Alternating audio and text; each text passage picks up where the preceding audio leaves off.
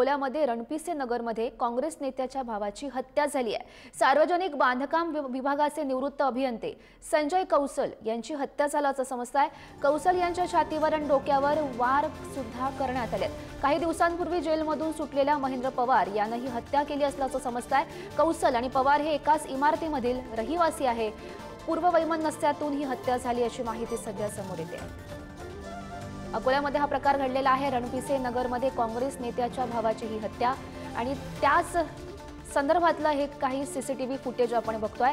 ज्यावेळी ही हत्या करण्यात आलेली होती तो व्हिडिओ ती दृश्य ही सीसीटीव्ही कॅमेऱ्यात कैद झाली आहे। या संदर्भात अधिकची माहिती जाणून घेऊयात। आमचे प्रतिनिधी जयेश गावंडे सध्या आपल्यासोबत आहेत।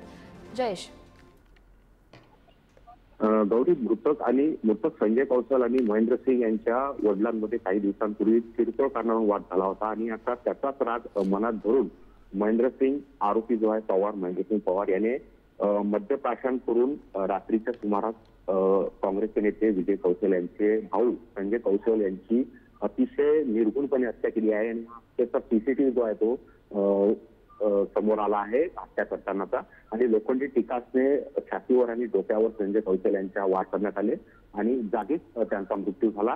आणि या दरम्यान पोलिसांनी तपासाची चक्र फिरवत महेंद्र सिंग पवार याला 2 तासात अटक केली आहे आणि सध्या आता आरोपी जेलमध्ये आहे। आरोपी विरुद्ध खुनाचा गुन्हा दाखल करण्यात आला आहे। या घटनेनं अकोला शहरातील कायदा सुव्यवस्था वाऱ्यावर आहे असं संताप जो आहे तो नागरिकांकडून व्यक्त केला जात आहे। गौरी, नक्कीच जयेश, नेमकी काय कारवाई केली जाते आता आरोपीवर हे बघणं महत्त्वाचं ठरेल। धन्यवाद दिलेल्या सविस्तर माहितीसाठी।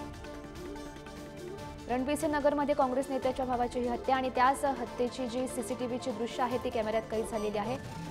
ती दृश्य आपण बघू शकतो।